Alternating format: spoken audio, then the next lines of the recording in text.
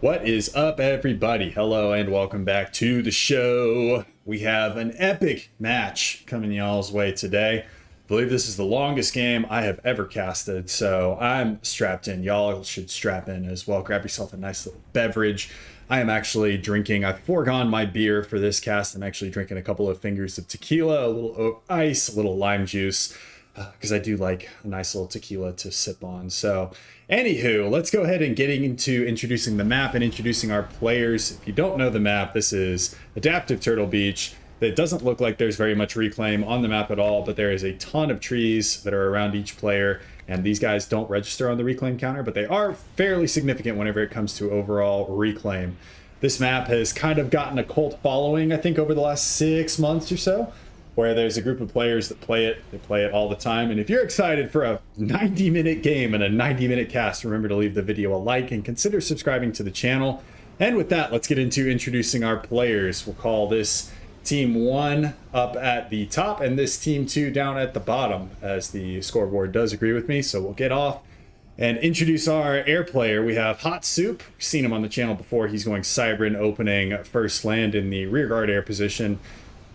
To his southwest, we have Striker, who incidentally submitted this replay. Thank you very much for submitting me to 90 minutes of yelling at people that aren't actually in front of me at all. Yelling at a microphone, I guess. So Striker, he's going UEF, opening first land. Love this guy. Play with this guy a lot. Super chill dude. Next, we've got Nightblood, who is going UEF as well, opening first land in the kind of flex eco question mark position. In the Northern Naval slot, we've got Scuzz, who is going UEF as well. Lots of UEF on this team, going first land, second air. In the forward position, almost to the middle, we got Rye Guys going UEF, opening first land. And last but not least, we have Catalyst, who's going Cybran, opening first land. So literally all Cybran and UEF there for team number 1. Unlikely alliance, if I do say so myself, but hey, if it works for them, it works for them. Let's kick off team number 2. We've got Han Solo, who is also going Cybran, mirroring his opponent, opening first land, second air in that rear guard air position. Next, we've got iFace, who is going Cybran as well. First and second air on the cards for him in the eco, kind of secondary eco flex slot. Next, we've got a name I'm not going to pronounce, Teolaukin, something like that, going first air as Seraphim. Forward position, we have, what's his name? On his way to the middle, we have Apocryta, who's going Aeon, first and second land. The Northern Naval position is going to be held down by Stormcleaver, going UEF, and he's opened first land. And last but not least, we've got Beemaster, who's going Seraphim, going first land, second Navy off of that comp. So interesting build orders, quite varied around the field, as we have Rye Guys scooping up some of this middle reclaim. Loving that, some of that juicy reclaim. He's also got an engineer over here scooping up this destroyer. That's not going to leave a whole lot for Apocryta. He is completely lost the northern reclaim and is going to find the southern reclaim over half done by the time he ends up getting there, as that Valiant has a little less than half of its reclaim left, and I believe these are Thunderheads. Yep, Thunderhead, wreck, untouched. So he'll be able to scoop up the rest of that, but the favor on the reclaim side definitely going to Rye Guys. And you'll see, as is meta, you'll have multiple different comms walking towards the middle to support your forward land player. We've got Nightblood walking his way from the middle position on team number 1, and then on team number 2 we have Stormcleaver and Teolaukin. How do you pronounce that? What is it? Teolaukin. Something like that. I don't know. That looks like, I can't tell if this is an uppercase I or a lowercase L. I'm guessing it's Teolaukin. I'll just spend some more time obsessing over that while we just don't talk about the game. But either way, 2 commanders versus 3. Well, sort of 3, as Apocryta has moved himself into the water here. Nightblood and Rye Guys looking to set up a little bit of a forward base, I guess, or just stand there, smoking and joking. These guys are good friends. Both the same faction. They're just hanging out, observing the view. Look at that view. It's a great view. It's like it's actually kind of like a picturesque scene. But either way, 2 commanders versus 3 there for team number 1 versus team number 2. And I don't see another commander making their way towards that middle causeway, so slight advantage there for team number 2. As the com-on-com action does end up kicking off here. Tia Lauken, the lovely beneficiary of all of the love taps there from Rye Guys and Nightblood. Tia Lauken going to end up dropping into the yellow there as well. Nice little focus fire, and does have a couple of supporting Tech 1 tanks there from Nightblood on the front line. And Tia Lauken needs to be, I think, a little bit more careful here with his commander. And you'll see him start to move back as Stormcleaver ends up moving back as well in the face of artillery as well as Tech 1 units. So as far as it goes, we got 6,000 HP, 5,000 HP, and these other two guys relatively untouched, but slight edge there for Team 1 on that engagement due to the fact that they had Tier 1 units and they were focus firing commanders a little bit better, as Tech 2 now gets kicked off from Nightblood. And just like these two were admiring that beautiful vista, we have Rye Guys shooting his teammate in the back with a laser, even going down to his butt as well. That's what love is. So you take your nano-lathing laser, I'm not sure if that's even called nano-lathing anymore, and just coat your opponent with all sorts of resource goodness. And we'll see a lot more fighting out of these guys instead of admiring vistas in the future, I'm sure. Although, I don't know. These players are kind of at my level, and I usually end up forgetting that I have a commander. I had somebody even, like, asking me in one game. I think I was either streaming to the Discord server or something. This was earlier this week. But they were like, it is 40 minutes into the game, and you have not gotten a commander upgrade. And I'm like, oh yeah, I guess I haven't. I forget that my commander even exists later on in the game, as we do have Catalyst and Apocryta. Nope, Tia Lauken, my bad. Gonna run into each other. Catalyst, of course, with several frigate units in support, and Tia Lauken needs to get himself into the water here. He's gonna take a ton of damage. Gonna drop into the water at just a little under, or a little over 1,000 HP. Port bombers or subs on the cards, anyone? Force that guy out of the water. Don't have any subs being produced, and I don't see any torp bombers either. I'm not sure if anybody is at Tech 2 Air just yet. It's 7 minutes, so I would imagine Soup is at Tech 2 Air. Oh, he's been defeated by Catalyst. I'm not quite sure how that happened. He was... maybe there was a... Okay, so there was a torpedo launcher. It might have just been a Control K, honestly.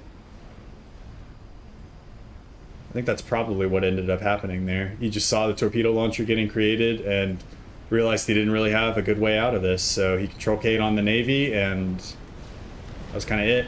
Full share is enabled for this game, and for everybody who's going to show up in my comments whining, I don't like full share, it's okay. You're allowed to not like full share, and other people are allowed to like full share. It is not objectively better or objectively worse than no full share. It is up to everybody how they want to play the game. Alright, so we now have pressure coming in from Stormcleaver on his naval facilities. Interesting spot to put your naval facilities, I think. Whereas Stormcleaver has his in a little bit more of a protected area. This is just, it's rough to protect this position on this map, as you can get T1 units doing run-bys and stuff. It's a rough position to protect. And either way, he doesn't have an answer for this sub, so however terrible the sub's damage per second and efficiency is, it cannot in fact be shot by any unit that Scuzz has on the field right now. So that sub will kill something eventually. Slowly, but eventually. Alright, in the southern pond, we've got Catalyst getting well entrenched. Got a couple of naval factories actually going T2 on the northern side. His opponent, though, has elected once again to go for subs similarly, and now we'll see just how terrible subs are against any sort of static defenses, as pretty much one volley from a torpedo launcher will take out a sub. So that's going to be one sub down, second sub down, and that was really quick with torpedo launcher taking about half of its HP out, but even still. That's why subs are not good, ladies and gentlemen. Or why they are good in very, very specific circumstances is because they can be killed quite easily by any sort of static torpedo launcher. Alright, as things slow down a little bit in the game, we're 10 minutes in, don't worry, we've got 80 minutes to go in this game. Some of the stuff that I have coming down the pipe in the future, so I do have part 2 of the science video that I was talking about that I talked about or alluded to in my last science video, where we stack T2 flak up against SAMs. I do have that one coming down the pipe as well, and I'm actually going a little out of my lane here. And so Willow, if you have not subscribed to Willow yet, first off, do so. He's a really chill dude. But he's got an Elden Ring playthrough that he's working through, and I've got my own Elden Ring playthrough, but I'm past him, so I figured I'd join him for his playthrough for a video or two. So built a character, got up to kind of where he is, and we'll do a little collab on Elden Ring. So if y'all are interested in doing any of those things, stay tuned to either my channel or Willow's. I'll probably end up posting my POV of the Elden Ring playthrough as well, but if y'all are excited for that, make sure you're subscribed to both of our channels ideally. Ooh, that's nasty. As we have a TML set up for Rye Guys or Nightblood? I can't tell. That'd be Rye Guys. And that's going to be 1, 2, 3, 4, 5. Soon to be 6. Tech 2. Mass extractors going down. Actually, where the hell is this one going? There's nothing there. Does destroy the reclaim though in the wreck, so yeah. Value missile. Oh, we got some good salt going on as well. Love to see good salt.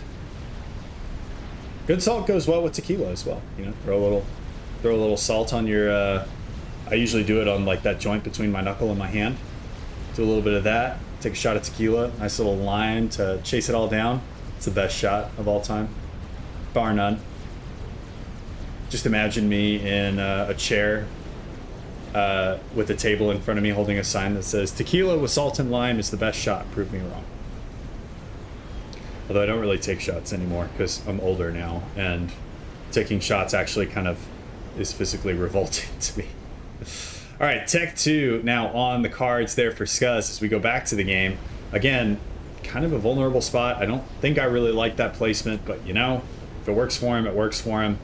That's Tech 2 Navy. We do have Tech 2 Navy out for Catalyst, and only working with Tech 1 there for Storm Cleaver. I believe. Nope, he's got Tech 2.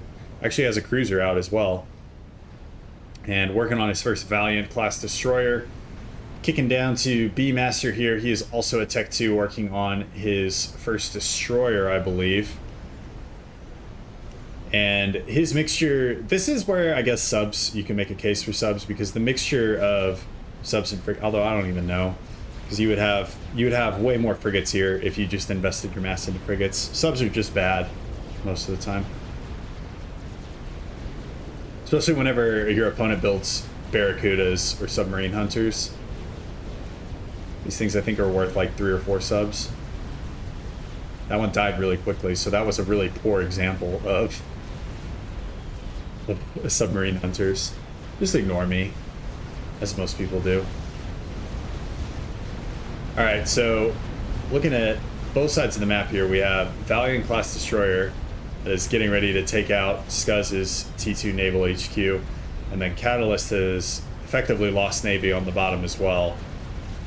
So Navy's not looking too great right now for Team 1. What is looking okay is the fact that they're up on mass acquired at this point by a little over 14K.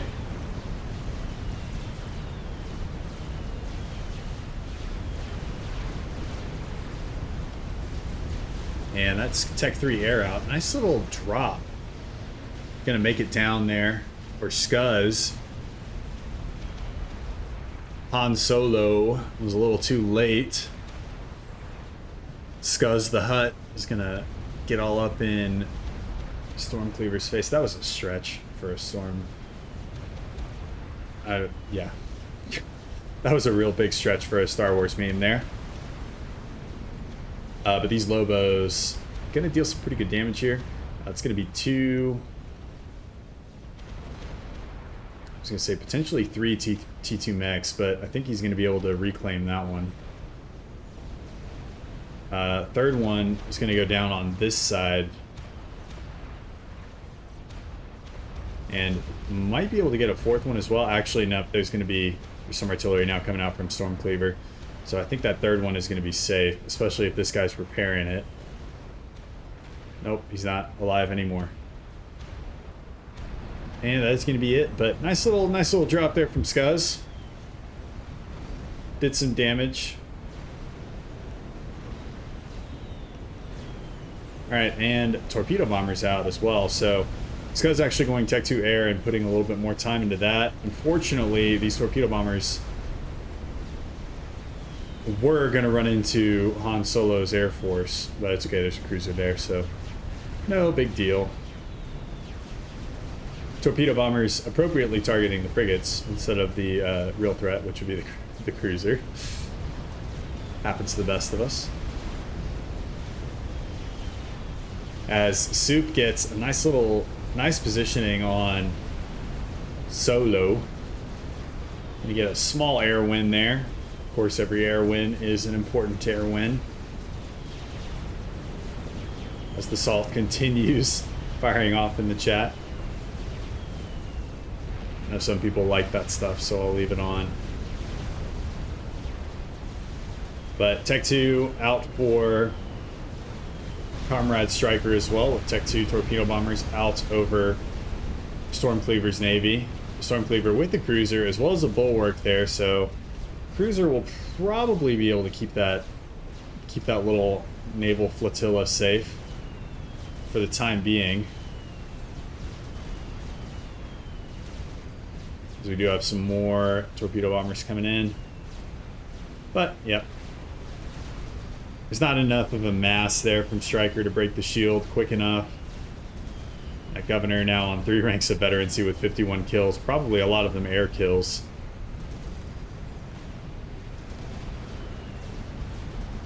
And both sides now going for, well, actually just Team 1 going for standoff tactics here with Clink Hammers going down. We've got an Omni up that has been given to Soup. Good teamwork there. As well as a Ravager, Shield, a couple of Ravagers actually. So we do have a pretty beefy fire base there on the front lines for team number 1.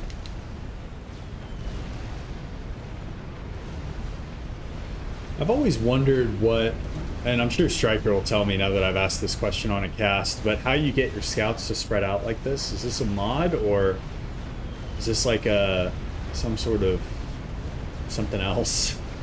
Not 100% sure, but I've always wondered. I've seen people do it. It seems like a much better way than the way I do it, which is grab just a huge cluster of units and send them on a patrol order. As Scuzz has now rebuilt his Tech 2 HQ back behind his base. A little bit safer spot there. And torpedo bombers as well as ASF there from Soup going to be able to clean this up. But Scuzz struggling here a little bit right now, as doesn't have a whole lot of mass to his name. He's lost these side islands now to cruiser and destroyer fire, and he's lost kind of the front half of his naval position, so definitely working for every inch of ground that he can get. See, moving that. Okay, so he's moving to Tech 3 mexes at this point. Does have 1 Tech 3 mex, and then the other 2 Tech 2 mass, 3 Tech 3 Tech.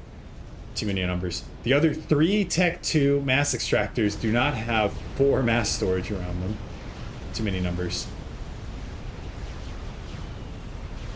On the southern side of the map, it would appear that B-Master has pretty much total control of the Navy, even dropping some engineers on Catalyst's side of the map, grabbing some of his mexes. I'm sure Catalyst really liked that one. And Barracuda's going down to destroyers, as well as subs. Just subs are bad in general. Just until you get to T3 Sarah. Because those are a bitch to deal with. That is going to be second air player there, so we now have iFace getting into the air game as well. But both he and Solo electing to not use the stealth on the Cybern ASF, which one might argue is the most important part of Cybern ASF, is the fact that they can go stealth. It's definitely allowing Hot Soup to get a lot of good engagements, as they have no idea where his ASF are.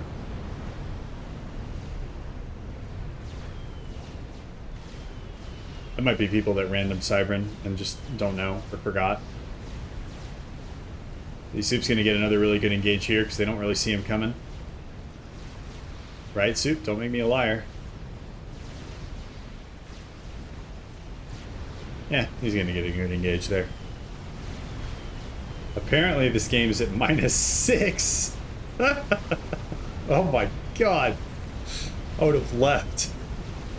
I would have been like, yeah, you know, the 5 or 10 ranking points that I would potentially get from this game, not at all worth it for -6.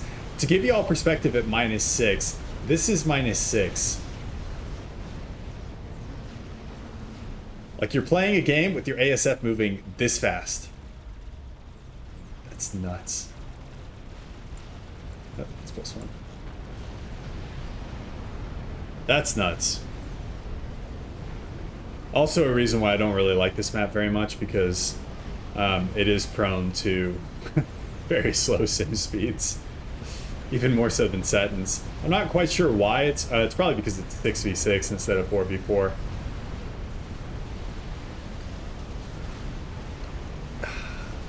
Nice little sip of tequila there.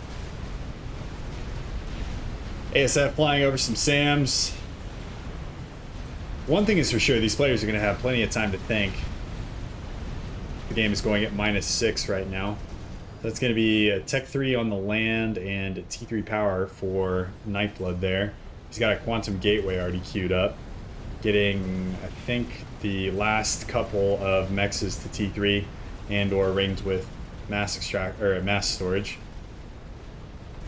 Striker in a similar position. He's at T3 air though instead.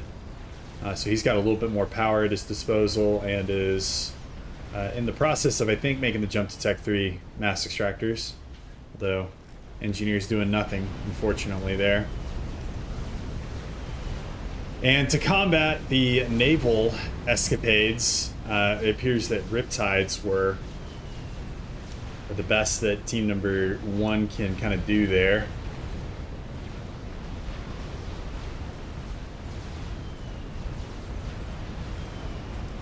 Riptides, though, not doing super well as Scuzz's fledgling navy getting taken out.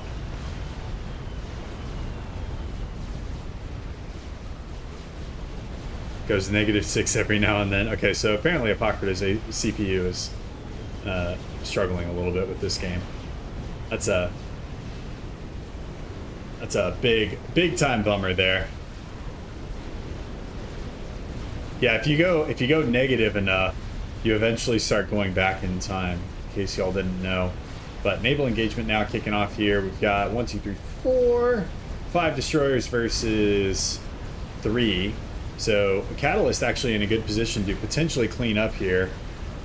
Destroyers are going to deal with the subs relatively well as well, with the frigates acting as kind of a meat shield here.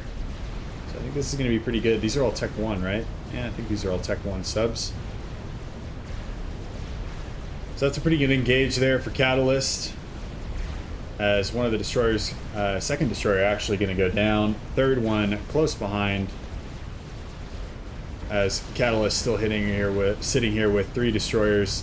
Is taking submarine fire, but those subs going down pretty quickly. Destroyers are actually not too bad at dealing with subs. Especially Tech 1 subs.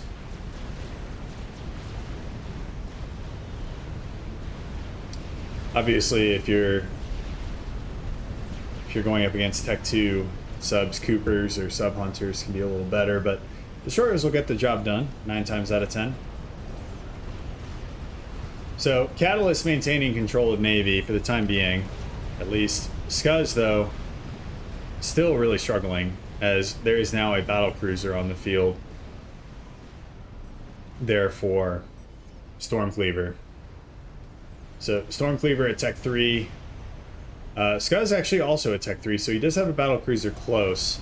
But as far as supporting Navy, Stormcleaver is in a pretty clear, does have a pretty clear advantage there. So we got some cruisers coming out for some AA protection.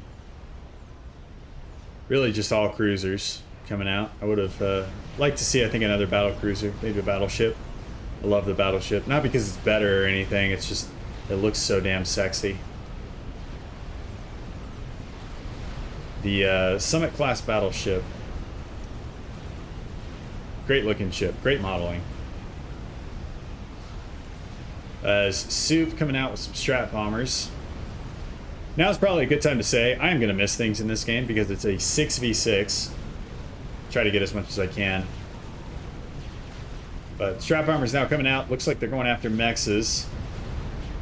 Nice placement there. It's going to be 3 mexes down for Apocrita. Apocrita just cannot catch a break whenever it comes to mexes, but those strats going to get picked up by some static surface-to-air missiles, as well as the Air Force there for iFace. One more strat does get its payload away. Taken down, though, by the Gemini. And that one, I believe... went to... was from Stormcleaver, so Stormcleaver down in mechs as well. Poking and prodding, though, at this point. Let's see what the air players are up to. So, pretty healthy air grid there for Soup. Getting Tech 3 on his commander. Does have his Quantum Gateway up. Does not... Oh, no, he does have all of his... Does have all of his mexes at Tech 3 and is double ringing them as we speak. This one is not Tech 3. Soup, come on, man.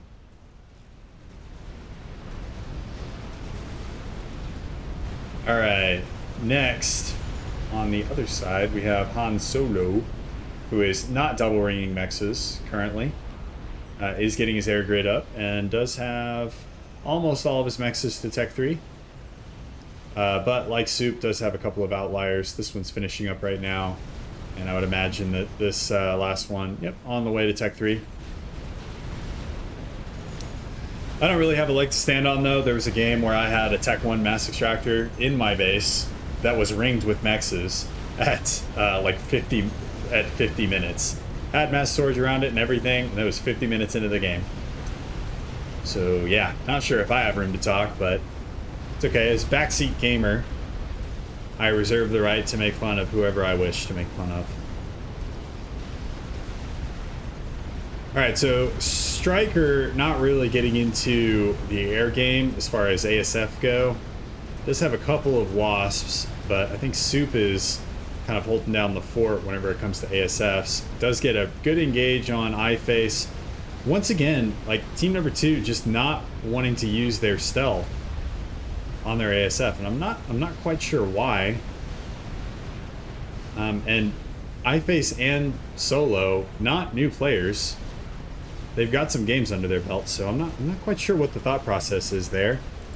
As Solo is floating 5,000 energy, and iFace is floating. Okay, iFace is not floating, so that might be why he's not using it. But Solo definitely has the energy bandwidth and overhead to be able to pull that off. SMD's now starting to go up as well. 27 minutes into the game, and we've only had one death. That was, I think, because he control K'd to try and kill other people.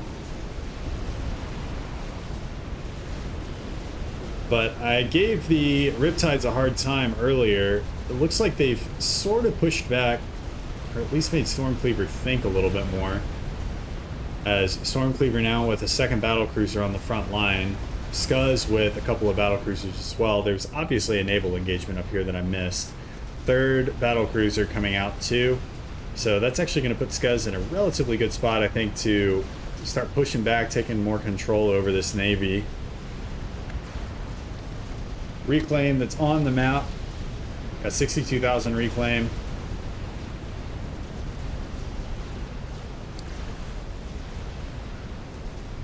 Scuzz is also taking control of this side of the map as well, or this little forward island himself.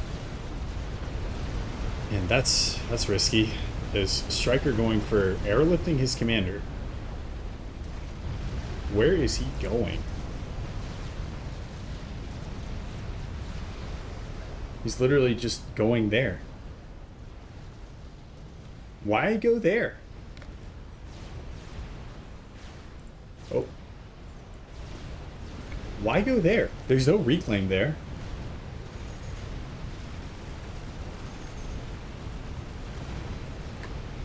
I'm so confused as to what journey Stryker is on right now. The Gemini do not have sonar, so they can't see him right now. But all he has to do is get a spy plane over him. Soup looking for, I think, the air engage here.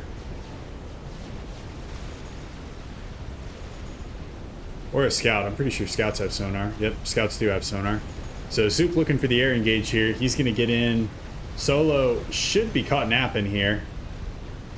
Soup commits. And gets good turn.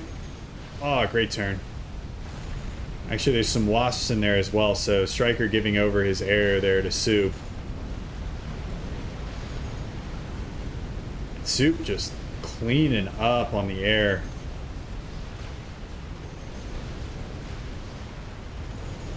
Iface comes in to try and help, but he's not going to be able to. Well, they might actually clean Soup up here. Clean Soup up.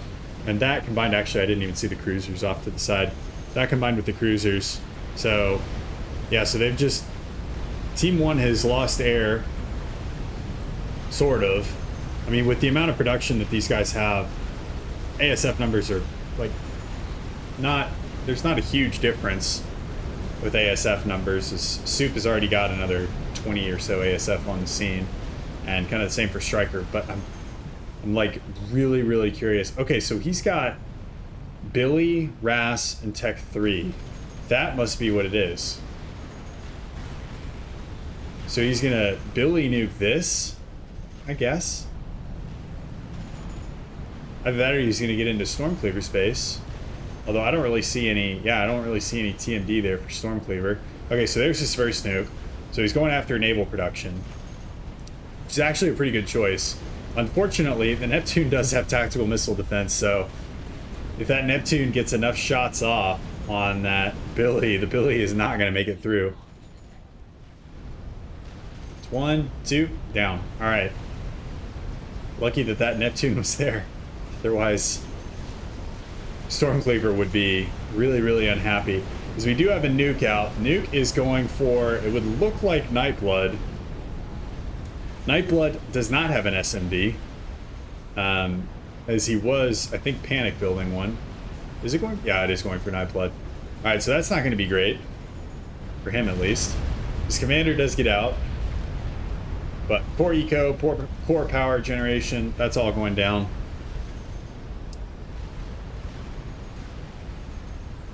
What is crazy about this map is how spread out eco is. Like, Nightblood just had his base nuked.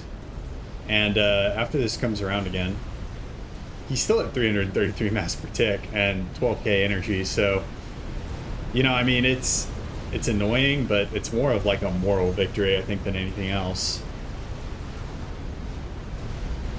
Okay, so Comrade Stryker's still over here with the Billy. He's going to nuke that island.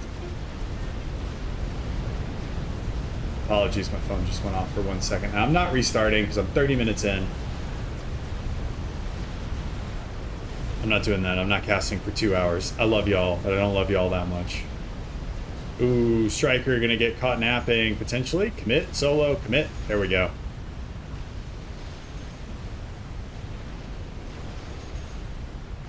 Can make the Kessel run in 1.3 parsecs, but can't turn on stealth on his ASF. The 1.3? I don't remember exactly. Can make the Kessel run in a very short amount of parsecs.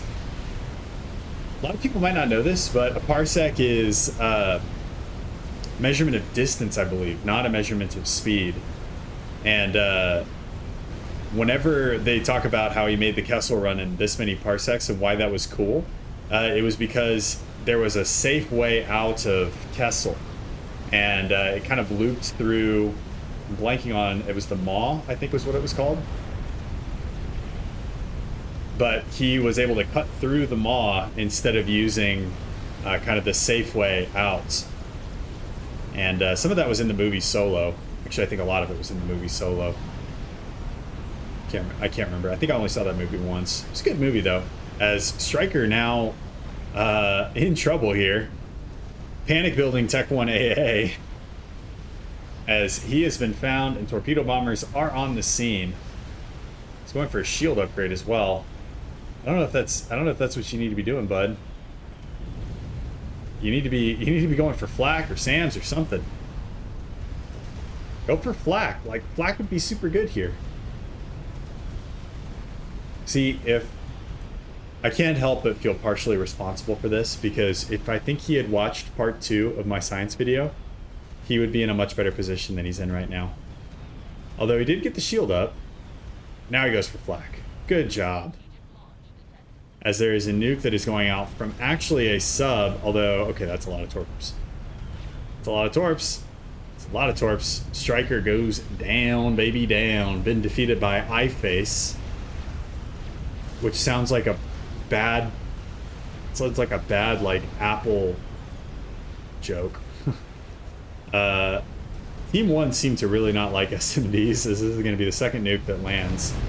Luckily, it came from a nuke sub, so slightly less effective than one of the ground-based ones, but that's going to be Scuzz's core eco taking a dive. And after Nightblood, taking a dive as well on the eco front. Although, still, Team 1, 300-ish thousand mass up. Not sure where it's all going. Where's it going? Is there anything going on back here? Anything down there? No. There's an Atlantis out for Rye Guys. That's pretty cool. And it looks like there's another one out for Nightblood, so that's part of where the eco's going. And going in the back here. Okay, so that's where it's going. We got a Scathis on the way there for Hot Soup. It's about 33% of the way done.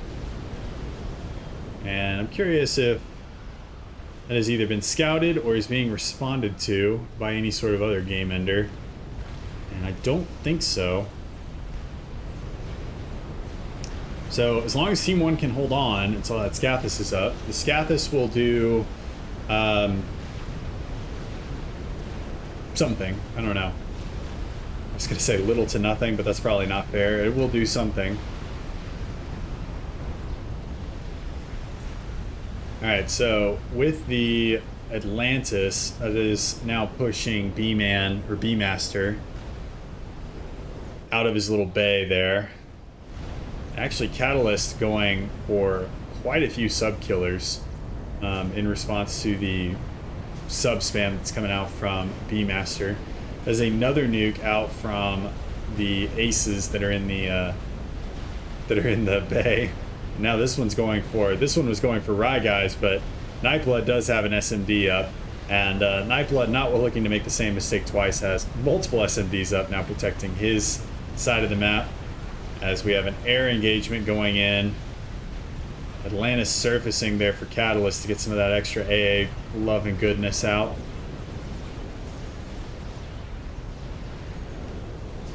And another stream of torpedo bombers coming in. Soup should be able to clean those up relatively easily. Now I think it's about time to get that Atlantis back in the water, as Solo now has an experimental gunship out. And Scuzz really not catching a break this game, as he's been nuked, he lost Navy, now there's an experimental gunship being rammed down his throat. He's having a rough game. Soup posturing air. Once again, Solo just deciding to show the world where his ASF are. I'm going to keep harping on that because I think it's not good. As Soup hesitates for a second, and I think that hesitation was not good. Okay, not a terrible engage there for Soup. That hesitation, that is like the worst thing that you can do. Like, you need to decide pretty early on if you're going to commit whenever you play air. Because if you hesitate and you're like flying towards him, you're like, no, I actually can't win that fight, and then you turn around, you're really going to lose that fight. A lot more so than if you had just taken it and done your best. But that Soul Ripper, ripping the soul out of Scuz's base. Soup reshifts his ASF. Make a dive. Not enough to one-pass it, unfortunately. Wasps also coming in from Rye guys on the front line. Fun little graphical glitch on the right side of the screen. So that Soul Ripper's going to go down. That's going to be some good reclaim there for Scuz to try and get back into the game here as he's trying to build SAM sites as quickly as possible. Alright, and Soup has finished an experimental unit. That has got to be the Scathus. It's a really cool animation that the Scathus have. And I can't believe this was not an experimental unit at one point. At one point it was just like a tier 3 artillery. It was like, yeah, you can build either the Scathus or you can build the Duke. Why would you ever build the Duke? Alright, Scuz's base is gone. Scuz down to... That would have been really cool if Supreme Scoreboard would have worked with me there. Oh, and B-Master actually control Ks.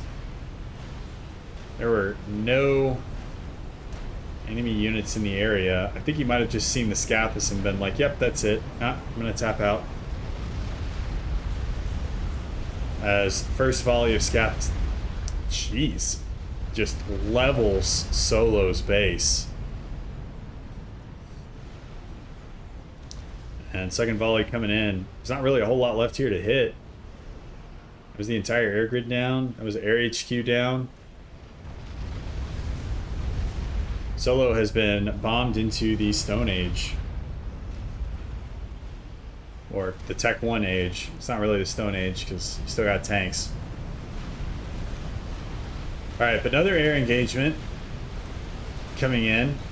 And Stormcleaver does have battle cruisers in the vicinity to start giving Soup a hard time here in the back line. Soup responds with his Air Force. Does not have as much as I think he needs to here.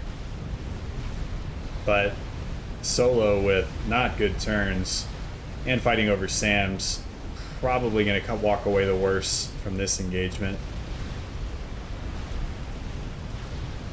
So they'll be able to clean that one up.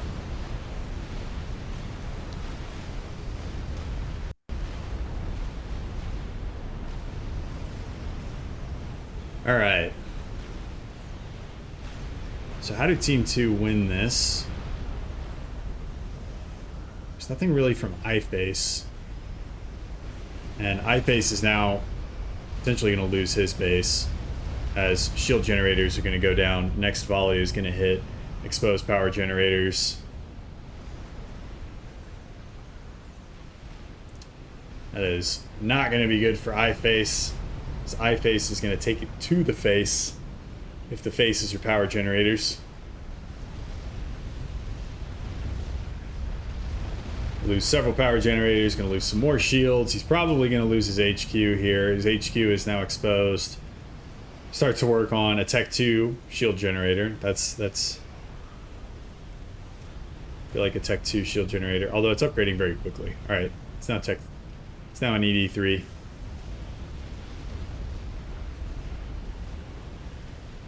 Well, that was fun looking at that shield generator for a while. I enjoyed that.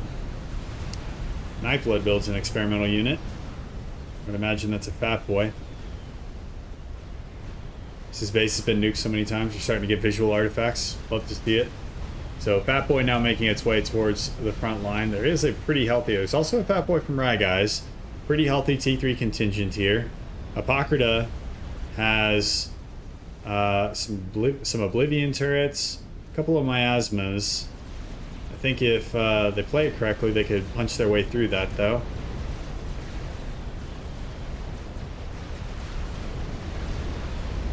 And now Stormcleaver's base under attack. I think Soup is trying to go for the SMD. I don't know if there are any nukes there for team number 1. I don't see any. Oh, strat run on the Scathis.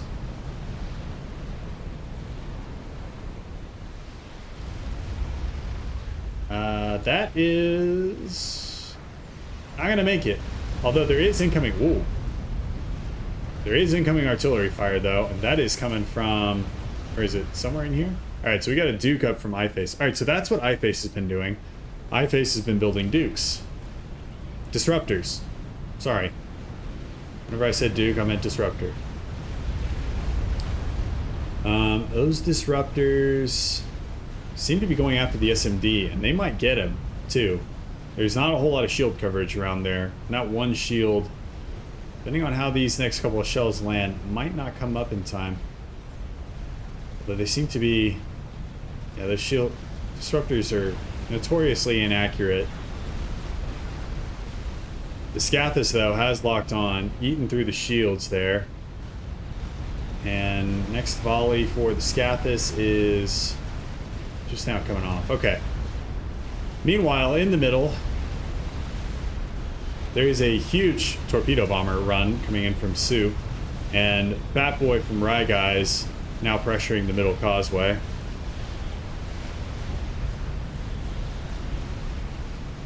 I'm really surprised this Disruptor is still up. The next volley of the Scathis coming out here in a second. Shields are able to blink back up. iFace trying to deal as much as he can with the torpedo bombers and actually doing a pretty good job of it. And that Disruptor still working. Second one over halfway done too, so that's not too bad. They're also getting some nice Seraphim shielding. The Seraphim shields, best shields in the game. Go watch my science video if you don't believe me. Did a whole breakdown on shields. Okay. Let's see, so now we've got, okay, so we got a lot of these, a lot of aces. Those are the strategic missile submarines. They do also have tactical missiles as well. They've made their way up north, probably to put some pressure on Soup. We have several Atlantis that are actually, I think, being ground fired right now. As Disruptor once again exposed. He's trying to assist the shields as much as he can, but the next volley is coming in.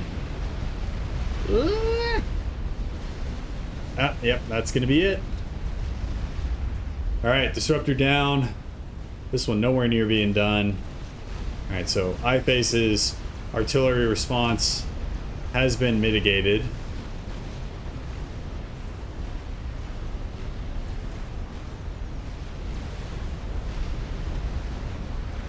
As Pakrita trying to respond with the GC. We're at 43 minutes game time. We're probably at 3 hours for these guys if they're still running at like -6. Those Fat Boys, though, breaking through the shields, starting to do a number on the static defenses as well. Galactic Colossus at about a third of HP. Not looking too healthy either. Probably should pull these Percivals back, though. They don't need to be taking damage. GC is taken out. Scathis has switched up its vector of attack. Is now going for Han Solo's base once again, I believe. Han Solo, you lucky dog.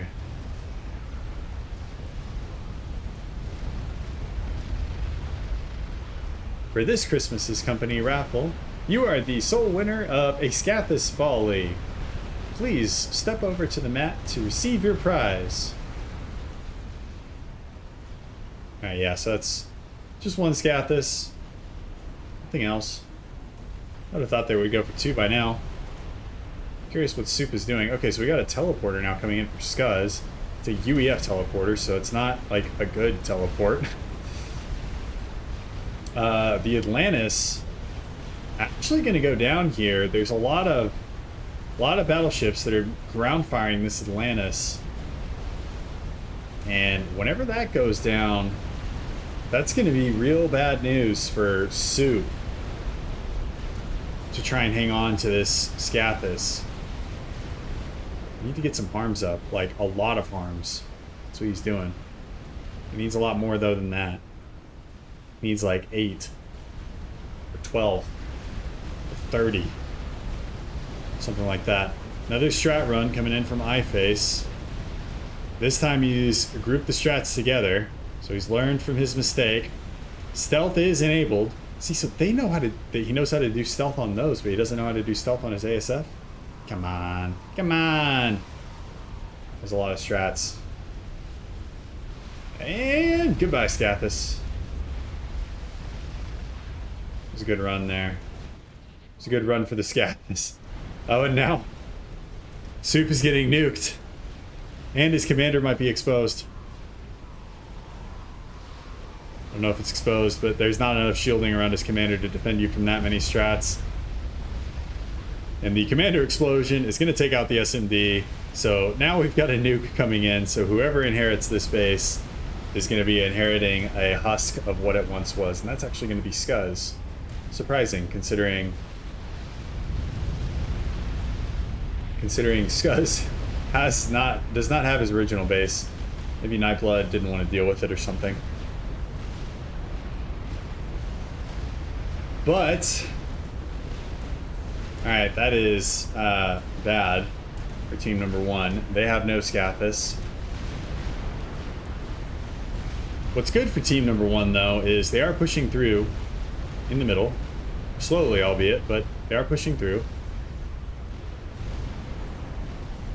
iFace is now taking over Navy.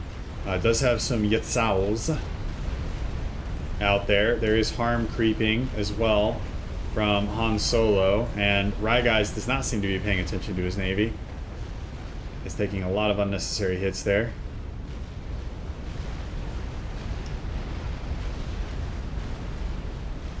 Man, every time I say Catalyst, I keep thinking about this song. It's called Catalyst, but it's spelled with the C. It's by a band called Dorje. Great kind of, I don't know how to describe it. It's like it is metal, but it's like crossed with kind of older rock. Like it definitely has an old rock kind of sound to it, but it's definitely metal as far as like the way the guitars are tuned and the way that they're played and everything. As these summits now making their way in, harassing these battleships. That's another nuke out from Stormcleaver with that little bank of nuclear submarines. He's doing his own imitation of what would have happened if Remus had not been defecting in The Hunt for Red October. Great movie if you haven't seen it. But Scuzz has got several broadswords and a fat boy, and there is no AA in the area worthy to speak of. The battleships have AA, but it's decorative AA. It's the kind of AA that you don't really rely on. It's like you want to say that you have. It's like you want to say that you have AA. Since we're on the topic of, from my last cast, since we're on the topic of dogging on college degrees, it's like a history degree. The AA on a Summit class battleship is like a history degree or a degree in theater or performing arts or something like that. It's a decorative degree. It's a degree to say that you have a degree, but it doesn't actually do anything. Except for allow you to teach other people how they can get degrees like that. You majored in history and you now make millions of dollars, then I'm sorry and I will recant everything that I say. Not everything that I say. Everything that I said about history, just to be clear. But Fat Boy's getting taken out. Hippocrates base is toast. I don't know where his commander is. He was, I believe, gifted a couple of Saku Ras presets. Oh, where is his commander? Oh, his commander's down here, where it's nice and safe. His Catalyst is now pushing around the southern side of the Navy after Stormcleaver has been evicted from the northern side of the Navy. Right guy's actually with a little drop there. He's got a couple of Ras preset comms himself. These guys are just chilling. Okay, nope, now they're building something. Building a Tech 2 mix. Very industrious. Regular entrepreneurs there.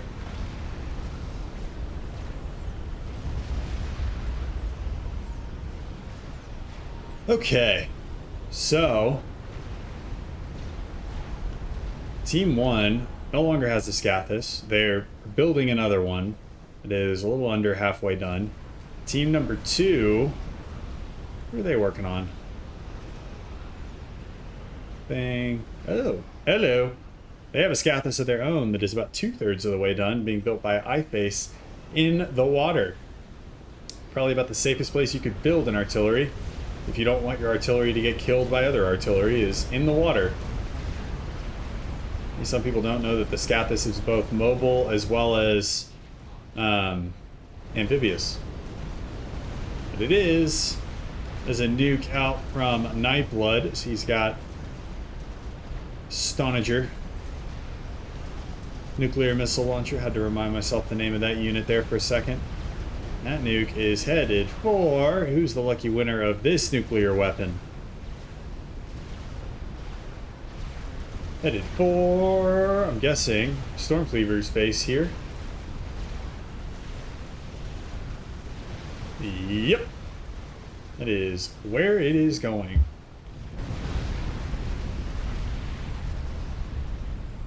Love the legacy mushroom cloud. Nuclear animation. Sort of a mushroom cloud animation. Doesn't really hold up when you look at it from the side, but when you look at it from the top, it also doesn't really... Well, it kind of looks like a mushroom cloud. Yeah. It's mushroomy. Looks mushroomy.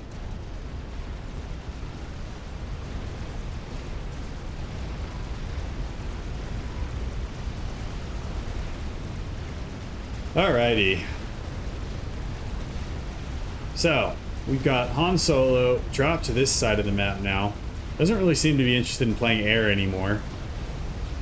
Has decided to get into the naval game as well as the land game. Has dropped several factories on this side of the map.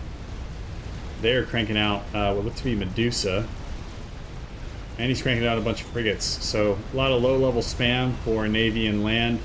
It's getting cleaned up by some Tridents there, as well as a Ravager on the shore there for Nightblood.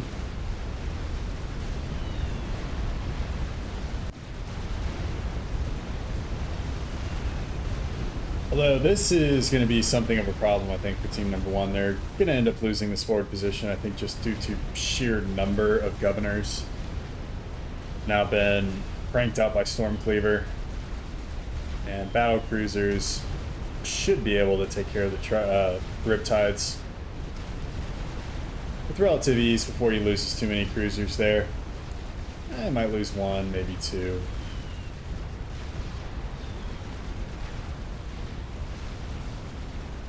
Yeah, I'll lose a couple. Lose a couple. Fat Boy also being employed in the defense. Really all the summits have to do, though, is just fire like 1 volley at this thing, along with a couple of battle cruisers, and that should do the trick there on that side. Alright, so Han Solo back in the air game again. Still hasn't figured out the stealth button or how to click it, which means Scuzz is going to pick that up on radar. Move his little plucky band of gunships away. Scuzz now the air player. So he's got a mix of I believe UEF and Cybern Tech there in that Air Force. As Corsairs coming through, take out the Fat Boy. Gonna pay with their lives though. Still, Corsairs for Fat Boy, relatively good trade there. Alright, so now we do have a Scathis up for Scuzz. And I believe I'm seeing a volley. Yep, so we do have a Scathis up for iFace as well, who is now trying to get some shielding up around it. And what's kind of nice is if the shielding ends up dropping, he, as long as he's paying attention, can just move this into the water, and then your Scathis investment is safe. Although I'm curious if, because the Scathis is technically like a unit, like it's an experimental unit. Curious if it ends up dying if you build a wreck right over the top of it, if you get that 50% completion bonus. I'm not sure if you do. As there is another nuke out from Nightblood. This one appears to be going for either the Navy or potentially Stormcleaver's base. Although there's not really much in Stormcleaver's base. Like, you got a couple of T3 mexes, but a lot of these guys have taken their economies pretty much entirely mobile at this point, as we're about to tip over the hour mark here in 6 minutes. For those of you that are still with me, I just want to say how much I love and adore you and your attention span. Alright, and that looks like an independent artillery shell. There would appear to be a Duke that is now out from Nightblood, so this one is actually a Duke, and that is incidentally what the Scathus is focusing on. So a couple of power generators about to go down. I think Nightblood has enough RAS commanders that it's not going to make a huge difference. As another nuke comes out there for the Hunt for Red October squad. It's going to get taken down by an SMD there in Raigai's base. That SMD out of shots though, so assuming any of these aces are loaded, which there are multiple of them. By multiple, I mean multiple, actually. I was about to correct myself. That is a pretty free, it's a free base right there that could be taken out. But I'm interested to see how well Nightblood can handle the Scathus coming in on his Duke installation. The next volley's not going to take it out. How is iFace's installation going? And has Scuzz's Scathus redirected yet? So we got the next volley coming in. So Scuzz's Scathus seems to still be going after Han Solo's base. More power generators going down. Han Solo, I'm not sure he's been able to get into kind of the mass RAS spam game just yet, so he's having to kind of rebuild his base every time from scratch, which that kind of sucks. But it is what it is. We have another air engagement kicking off. Scuzz this time leading the charge. A little bit of a pause there, and he sort of hesitates, I think, instead of taking the turn. Just might not be microing his air right now. But even still, with the superior numbers that he has, I think he was able to get rid of Han Solo's Air Force.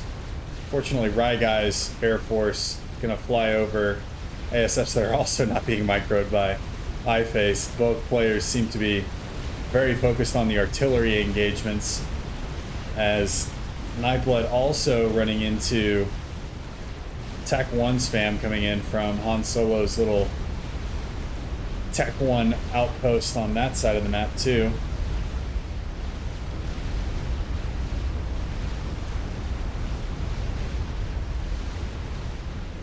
Gunship attempt. There's a lot of SAMs though out from iFace. So as the next Scathus volley comes in, we'll see if Scuzz has redirected his attention as of yet. I think he needs to. Alright, so yeah, it looks like... Yeah, so shells now coming in on iFace's Scathus. Does have a lot of these shield generators upgraded to the ED5 model, but that's something you need to keep in mind is as you're building these shields, at Tech 3 you build one below the max tier, which is not the case with the rest of the factions. So having to manually upgrade those as shields go down, even a couple of shielding buildings destroyed. There's also a defense satellite over the top causing problems for the Scathus as well. Duke is still up, and iFace's Scathus actually going after Striker's old base. Not actually going after either the Scathus or Scuzz or Nightblood's Duke. We got another couple of nukes coming out from the aces. Aces in the hole, aces in the pond. One of those will land, I think, for sure. Second one gets shot down. This must have loaded just in the nick of time, because I don't think it was like 5 minutes ago. Although it might have been. We're now at 58 minutes ago. We're now at 58 minutes. More nukes coming out. I think a lot of these are... I think all of them are from the aces that are in the pond.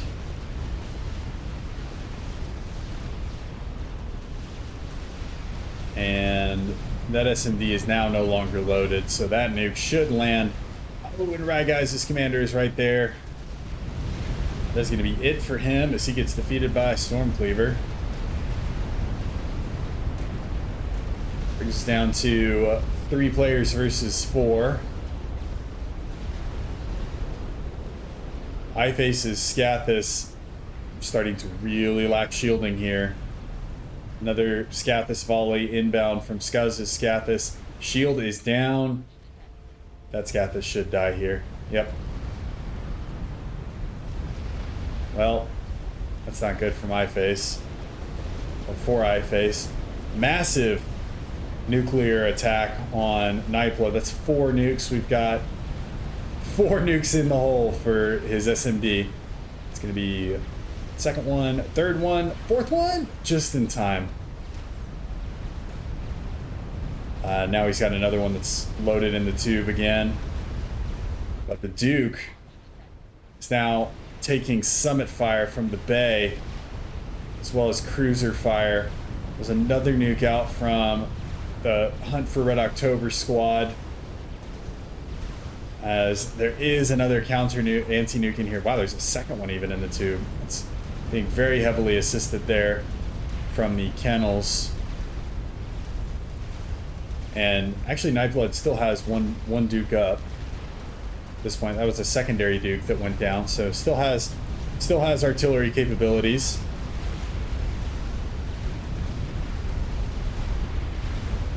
Although we'll see how long those last, because we got a Monkey Lord now inbound from iFace. I might be the play here, just mass Monkey Lords or something. Actually, mass strats will do the job too. As Skuz has now been defeated, Monkey Lord got in the back. Rammed its laser right up poor unsuspecting Skuz is behind. So that's going to transfer to Nightblood, and now it is Nightblood and Catalyst. Only players that are remaining for team number 1. And with all of the nukes, Bullshit doesn't really seem to be making that much of a difference, as all the bases look pretty barren anyway, with the exception of Nightblood's. And I guess, well, I mean, Team 2's bases, doesn't even look like Team 2 really have bases. All of their eco is mobile at this point. As that is now a nuke out from Nightblood. A Monkey Lord getting in, going to take out the Duke, as well as some Rascoms.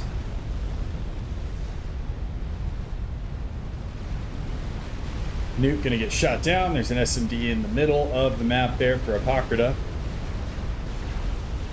Scathis now, once again, I think targeting Han Solo's base, although there's not really anything here.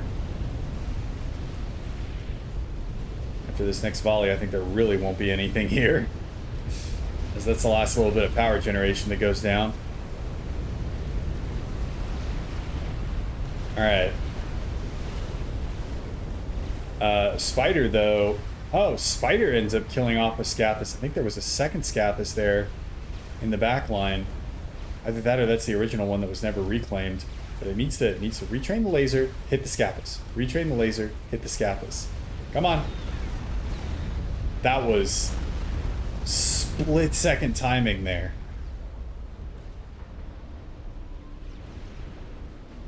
I don't think that could have gotten any closer. Those shields had been a microsecond later. And he's either power stalling or he's turning them off. I think he's power stalling. That was the luckiest power on shields I think I've ever seen. Very fortunate. Attacks, I'm sure. As now we got Salem's making their way up from the bay. Catalyst with control on the bottom Navy. It's starting to look like team number 2 are running out of answers here.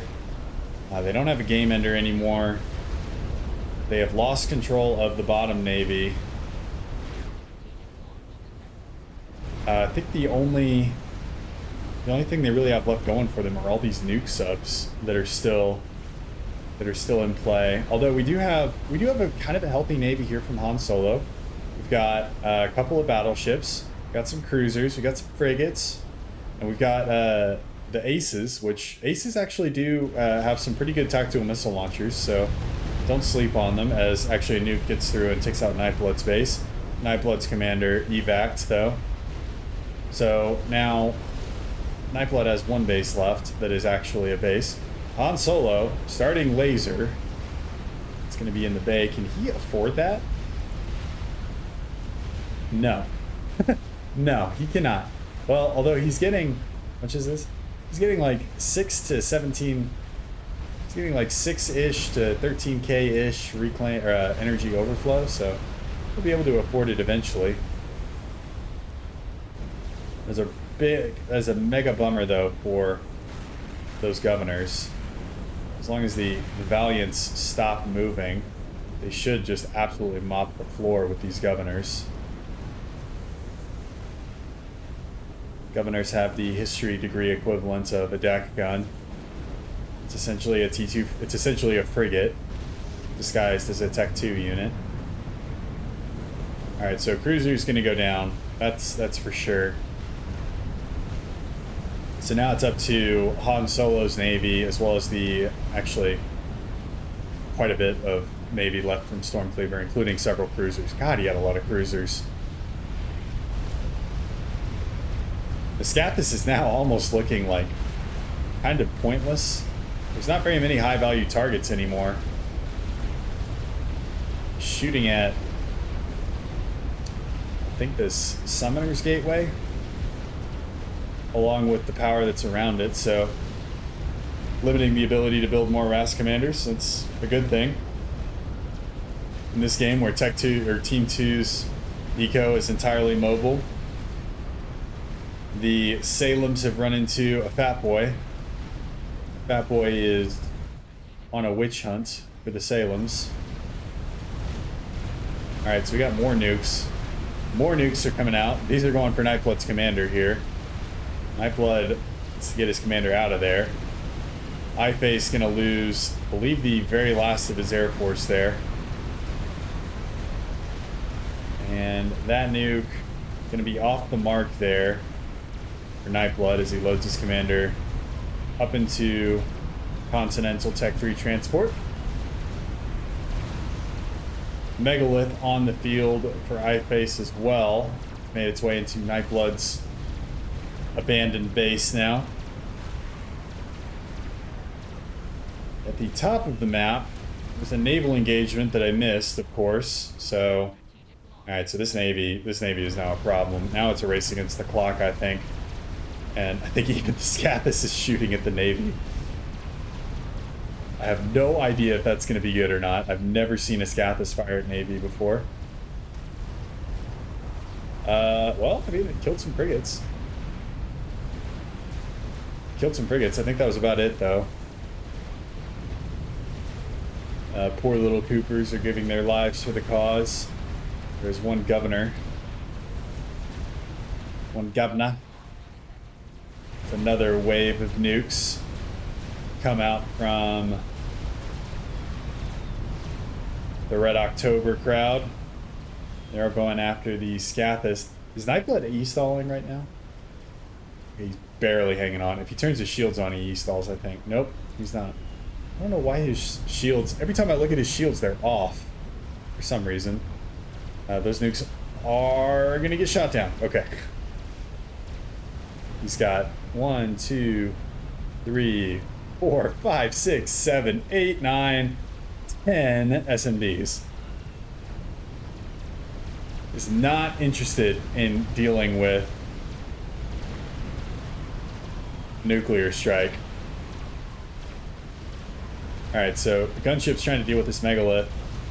Air Force, and there's another megalith actually. Air Force from Han Solo, trying to give as much cover as they can.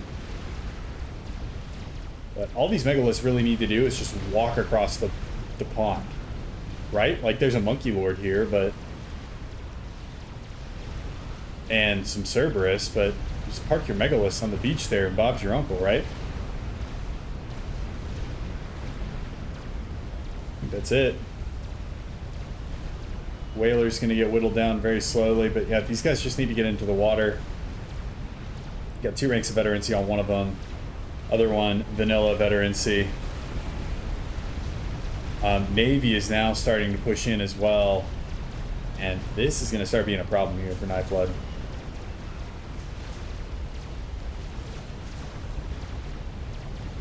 Once I've paid off getting married and doing up the house, I can get a new PC. Dude, weddings are expensive, man. I mean, I had like kind of a cheap wedding, and it was still over 10 grand.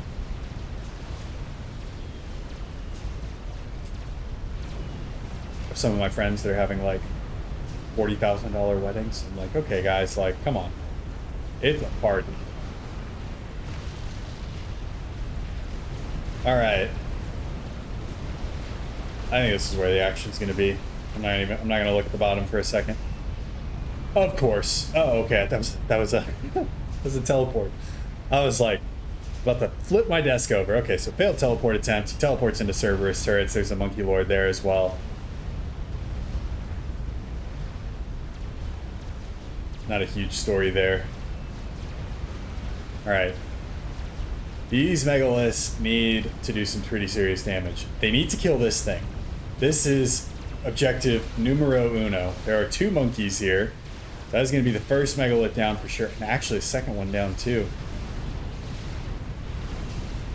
Man, these megaliths did not do near as much as I thought they would. I guess they were just a little bit too damaged whenever they got in there. Scathus is now firing it. I don't even know. I think a Navy somewhere. That's not the Navy that it needs to be firing at. It needs to be going full danger close. But I don't think the minimum range is going to allow him to do that. There are enough governors in this mix as well to deal with these whalers pretty easily.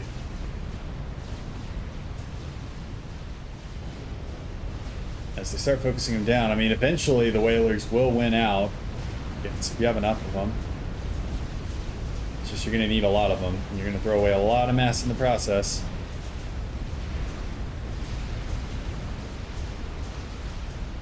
Nightblood needs to get a lot more of the zappies. It's going to be his quantum gateway going down. Why are you targeting such like low value targets? Like, who cares about a quantum gateway? You're an hour and 10 minutes into the game. This is what needs to die. Like, this is what's keeping y'all from getting new bases again. And that's going to be one of the shields going down. Second one starting to drop down. All right. New shield pops up. There's a good amount of shielding, as well as some coverage from hives, some assistance from hives as well. These governors are going to have a problem getting through these shields. We do have a couple of Galaxy class battleships coming through to add some direct fire into this mix, and that might just be what Stormcleaver needs here. Another wave of nukes, or another nuke going out from somewhere. I don't even know. Oh, nuke's coming out. Okay, so we got plan Bs down here at the bottom too. That's going after, I guess, oh, that's going after a RAS commander. I think I saw Stryker say that all comms were marked. That was a RAS comm. That was not a real comm. That RAS comm though is dead. That is for sure. Oh, we got summits coming up here. We got lots of summits coming up here. This has got to be enough to break through this shield. And What would be really nice right now is if team number 1 had a nuke. And actually, team number 2, I haven't really been paying attention, but Catalyst has lost his base. Pakrida gonna lose his base again. Its Quantum Gateway's going down. Tech 3 HQ going down. Hour and 11 minutes into this game. It's crazy. Usually whenever I have about 20 minutes left in the game, there's a third to half of the game left. No, this is like less than a quarter of the game is left. Alright. Monkey Lord for eye face down. Southern tip of that island. Catalyst still with a pretty healthy navy. Scathis now being used as point defense. Essentially just long range point defense. We have quantum gateways being set up in enemy territory. They're going to die to battleships though. The Scathis is still alive. These galaxies and these summits have gotten in range, which is good for team 1. There are several, like a huge amount of Gunthers that are getting set up. So need to be doing more damage, I think, with the battleships. Monkey Lord also going to get in range for its laser. These guys venture towards the coast. He gets absolutely demolished by these cannons, and that battleship actually stays alive and vets. I don't know if there's even enough here with the galaxies and the summits to get through all these shields.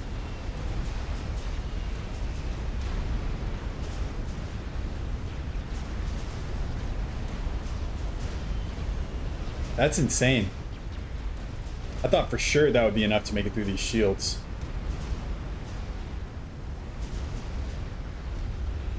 Maybe need to start hitting the zappers. Like, I don't know, but more shields are going up in front of them. This might not end up working out. Team number 1, even with, they did lose a lot of governors, I think, to artillery fire, but even with the battleships coming in, and the battleships are going to have to back off. I think one galaxy is down. That's going to be a summit going down as well. They just cannot break this hard point. And it's a Cybern hard point. It's not even a UEF hard point. But still getting stuff done elsewhere. Catalyst has no base anymore. His eco is, I'm sure, like 100% mobile. Actually, he's down to 115 mass per tick, so not that much eco anymore. But the Stormcleaver are going to have to back off, I think.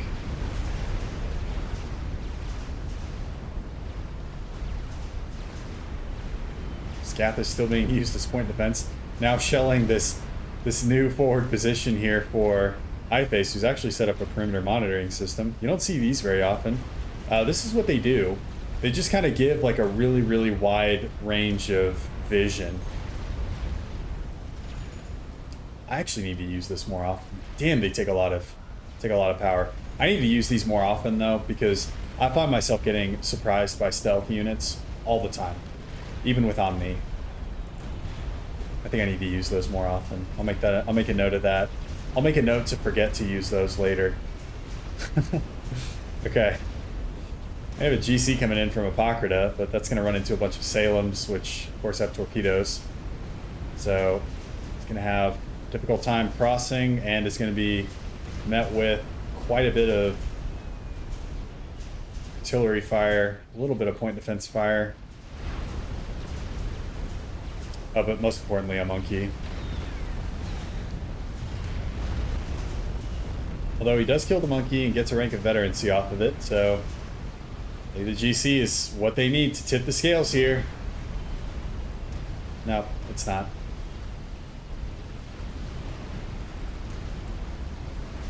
GC is going to be a nice little mass donation there. From Apocrita with love.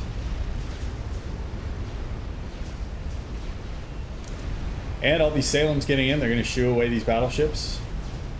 think that's a healthy number of Salems. Should be able to focus down the battleships. At least some of them. Make them think twice.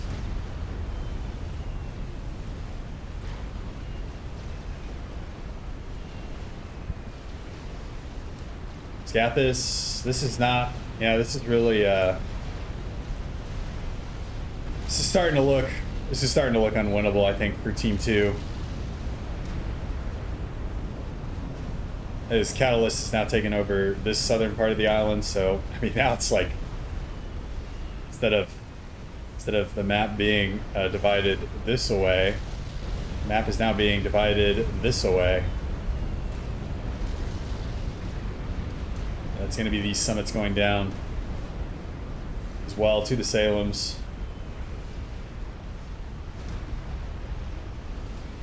Quite sure where that summit was shooting at, but it's figured itself out now. Wow, just absolutely annihilates a Salem at close range. Those big ass guns. So call them bags. You got big guns, you got bags, you got big ass guns. Harm's getting set up. Another quantum gateway. What's got to be the 1000th quantum gateway going down in this game? Maybe? Nope, not going down. A going down. Catalyst owns the Navy on the southern side of the map. And, you know, doesn't look like Stormcleaver really owns the Navy on the northern side of the map anymore either, which is unfortunate for him. Where are comms? Okay, so we do have 2 Atlantis down here. That can make things pretty spicy.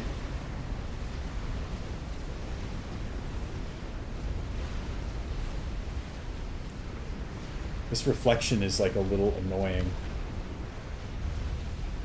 That doesn't make it any better. Alright, but the Atlantis actually not hugely tanky. They've got, what is it, 40,000 HP?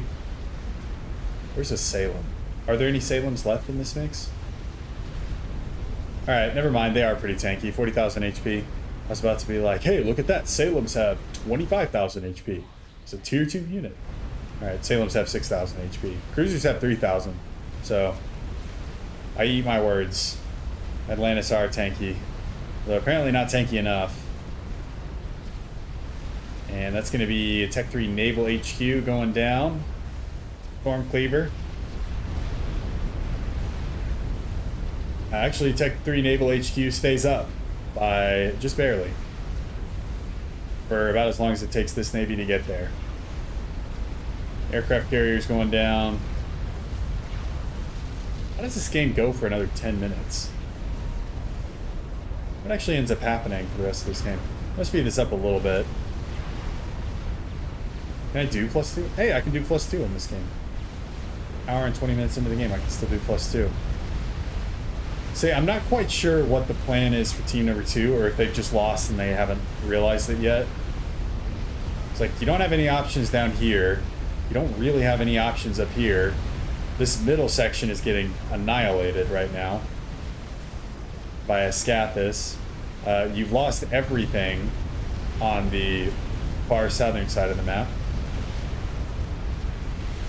I don't know what's left for Team 2 here.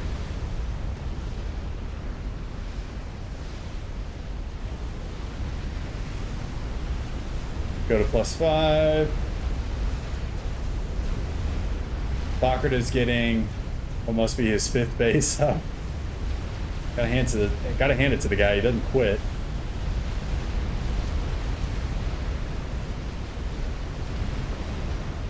I mean, they do have air control for what it's worth with their ASF, but there's so many SAMs everywhere, it doesn't really matter.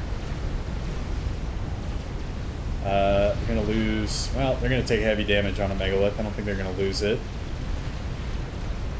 Where are the comms? Hippocrates commander is here.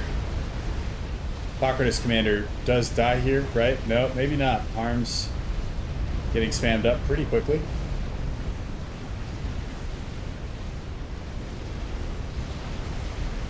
Meanwhile, I face Let's drop the speed down. I need to find everybody. Okay, Apocrates commander does go down. It's Catalyst. Where are the other comms? Okay, we got Stormcleaver, who's right here. And, oh, hey, you can see the little red line above him on the map. That means we're just missing iFace.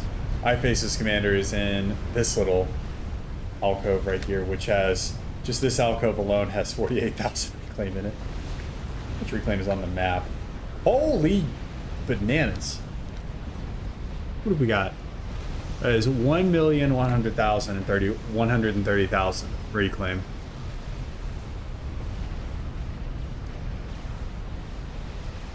Alright, so, and actually Stormcleaver, I think, just essentially effectively gonna give up there. Transfers all of his units to iFace. iFace, you are now the lucky winner of one barely built base, one base that was once good in its glory days, another base down here that has some stuff in it, and some stuff up here too. There is Tech 3 Air though. He does have gunships. Actually has a good number of gunships. Be able to kill off that Monkey Lord with those gunships. Maybe. Are these? Oh, those are Renegades. Those are Tech 2. Nope, you're not going to be able to kill out that Monkey Lord in any quick amount of time. The Stormcleaver says he is mentally done.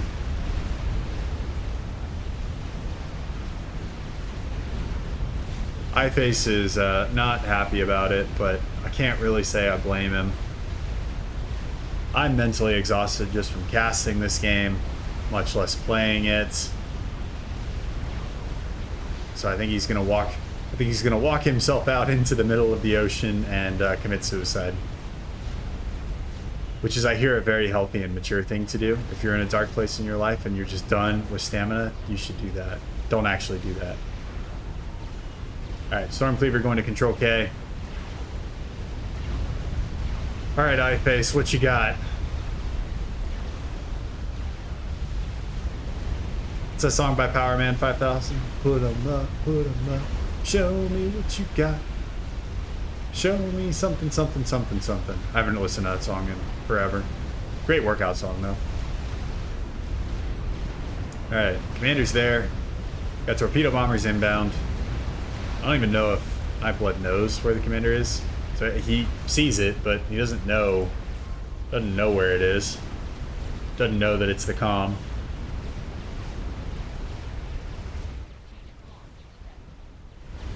As we have another nuke out. That nuke is going for... I'm quite sure.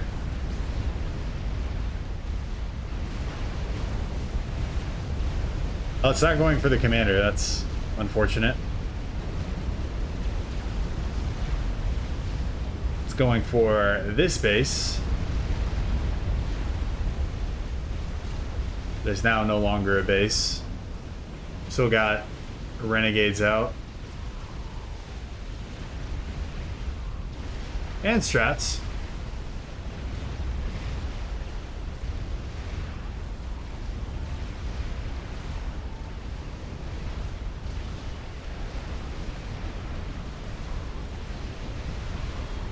Alrighty, we need...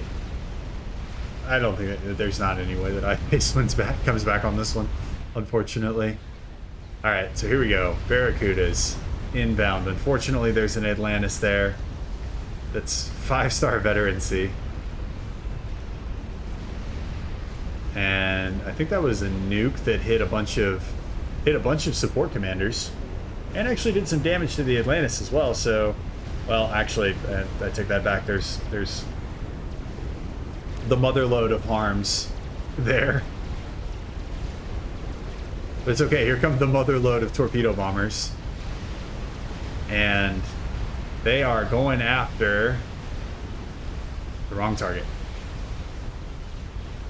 They tried. And they failed.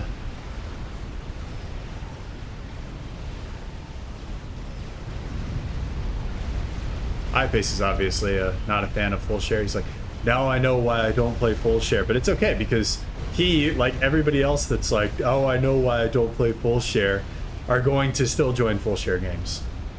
Because they just like to join and they like to complain. And that is the sad truth of really just us as a species. We as a species, we just enjoy complaining. It's never your fault. It's never your fault that you signed up for a game that was full share. Desync detected. All right, as we close the game out, for the 7 of y'all that have made it to the end of this marathon, thank you so much for watching. I will see you in the next one. Please like and subscribe to the YouTube Hokey Pokey. Ba ba ba ba ba, and peace.